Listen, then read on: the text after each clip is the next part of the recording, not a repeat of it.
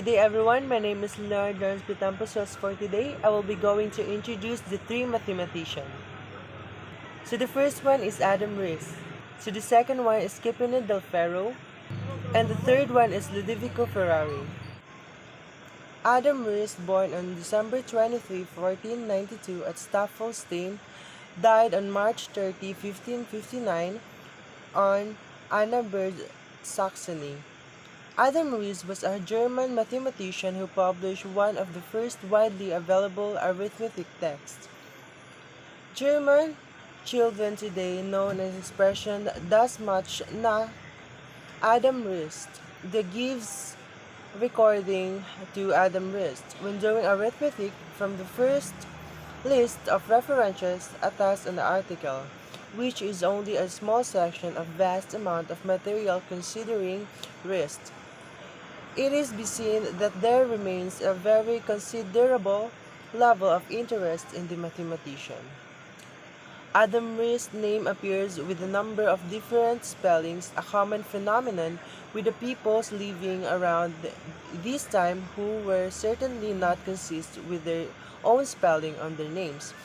Riess himself used the form Riest and Reist when he signed the documents, but other forms of his name such as Ricey, used by father. Riess and Rice are also found. His mother, Eva Kittler, was the second wife of his father, Hans Riess, born on 1478 at Staffelstein, died on 1506 Staffelstein, who owned a mill of Staffelstein as well as several houses and vineyard. Certainly, Kurt Riess was well off after the death of his first wife Anna, with whom he had several children. He married again in 1492. Adam was the first child of the second marriage to Eva, having the stronger siblings of Katharina, Margarita, and Conradus. He became known as the greatest son of Staffelstein. So we know nothing about Adam's education, but given that his family were the Staffelstein as he was growing, it is likely that he attended school there. In 1509, at the age of 16, he was living in his younger brother Conradus in Wickau, where Conradus was attending the Latin school. He moved to Annaberg in the kingdom of Saxony in 1515. And we know that from his own writings to Bruno Barre, that during in this state of Annaberg he studied as the solving in algebra Wolfgang Kaunzerner in once. To draw the attention to the facts of Adam Riess before becoming the Reichsmeister, busied himself with then current mathematical problems, in doing so occupied a position equal to that of his contemporary consist. There's documentary evidence that on April 22, 1517, he was back in Staffelstein for on this day and appeared before the council of Staffelstein trying to settle the dispute of inheritance. Rise income mainly of arithmetic textbooks. The first of these was Rechnung of der Linien, while he was in Fort and printed in the city in 1518 by Matthias Mahler. The book was intended to teach people how the calculating board, similar to the abacus, this type of device is described by Money Museum. Fourth horizontal and fifth vertical lines were painted and carved on the calculating board to the percent of decimal values of ascending order. The arithmetic sums were worked out with the help of contain-like counters. They were placed on respective lines according to the values of the numbers, and then, depending on calculations, these were removed, and added to the lines until the final results could be read off. So no numbers were printed to counters, they amount to as much as lines they were placed. Sir Rice's fame considerable as much has been done over the years of honor him keep in himself for, and abuse statue in Querétaro of Annenberg in 1893 was later melted down the armaments, but has been replaced by the stone statue in Staffelstein, the city of his birth. A number of block and stone reliefs have been erected. Perhaps the most spectacular of the monuments tourists and airforts where bronze bust, clock, and calculating table keep his memories alive, with illustrating in our pictures of wrist. Above the stamp, which issued in 1959, the commemorate of 40th century anniversary of his birth. Another thumb of stitches on 1992 to commemorate the 50th century of his day. Another mathematician born in January, a poster of Adam Aris. Scipio del Ferro, born on February 6, 1465 and died on November 5, 1526 at Bologna, People's States.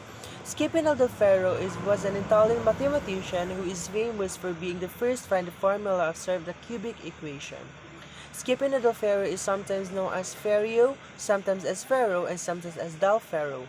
His role in his history and mathematics is important. One of his deserves great credit of solving one of the outstanding ancient problems in mathematics. The outstanding problem which Del Ferro solved was to find the formula of solved cubic equation similar to the formula which had been known since the time of Babylonians for solving a quadratic equation. Today we will write the solution. Until Pharaoh time, although such a solution were known, they were not known in this formula. Firstly, in the middle of 16th century in Europe, zero was not in use. Secondly, negative numbers were not in use. Thirdly, there was no understanding the quadratic having two roots. Mathematicians in time of Del Ferro knew that the problem-solving general cubic could reduce solving the two cases. It can always be removed by means the suitable substitution of the course of a negative coefficient had been in use there would have been only one case. The subsequent developed in history of solution of the cubic, namely the contest in 1535 between Antonio Maria Fior, a student of Del Ferro, and Tartaglia. Then the involvement of the Dandan, Cardan, untold of detailed of bibliographies of Tartaglia and Cardan as far as this bibliography of Ferrero is considered or concerned, we should stress that is Cardan's discovery that Del Ferro had been the first solve of cubic and not Tartaglia, which made himself that he could honor his oath and Tartaglia not divulge his method and still publish the solution in Ars Magna, for the Cardans considers he is giving Del Ferro methods, not that at Tartaglia Ferrari, a student of Cardans, wrote on April 1, 1547, about the earlier trip to see Hannibal della Nave.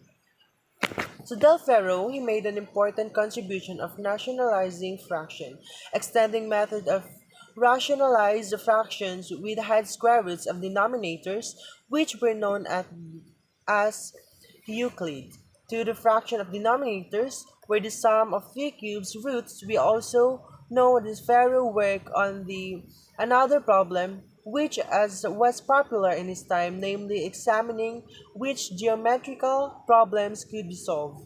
So with compass set the fixed position, Ferrari in the letter of Tartaglia states in Del Ferro worked on such problem, but he did not give any details for Ferrari results.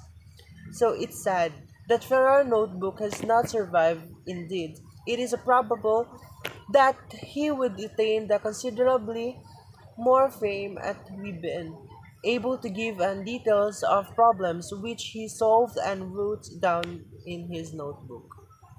Thank you.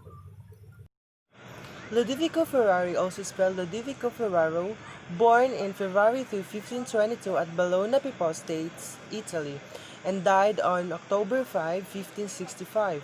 Italian mathematician who was the first to find an algebraic solution that a biquadratic or quartic equation, an algebraic equation that contains the fourth power of the unknown quantity but no higher power. From poor family, Ferraro was taken into the service of noted Italian mathematician Girolamo Cardano. As an errand boy at the age of 15, by attending Cardano's lectures, he learned Latin, Greek, and mathematics. In 1540, he succeeded Cardano as public mathematician lecturer in Milan, at which time he found the solution of the quartic equation, later published in Cardano's Ars Magna on 1545, The Great Art. The publication of Ars Magna brought Ferrari into a celebrated controversy, which the noted Italian mathematician Niccolo Tartaglia over the solution of the cubic equation. After six printed challenges and counter-challenges, Ferrari and Tartaglia meet the Milan on August 10, 1548, for a public mathematical contest of which Ferrari was declared the winner. This success brought him immediately fame, and he was indulged with offers and various positions. He accepted that from Cardinal Ercole Gonzaga rent of Mantua to become the supervisor of tax assessment, an appointment that soon made him wealthy. Later, ill health and a quarrel with the cardinal forced him to give up his lucrative position. He then accepted the professorship in mathematics at the University of Bologna, where he died shortly thereafter.